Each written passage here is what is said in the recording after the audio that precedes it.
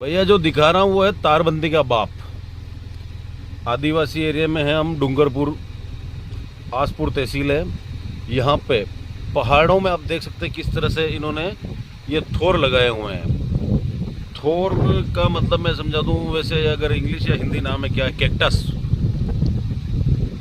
ये कैक्टस प्रजाति के थोर हैं, इसे बाड़ लगाई हुई। आप वायर फेंसिंग लगाओ चाहे जाली लगाओ, उसकी तो बाप है।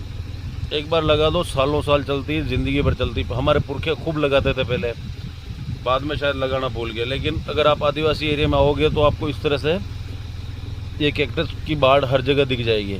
आप देखो यार, लोग कहते हैं नील गाय घुस जाती है, दूसरे जंगली जानवर वगैरह, इसको देख के लग रहा है इसमें कोई घुस पाएगा?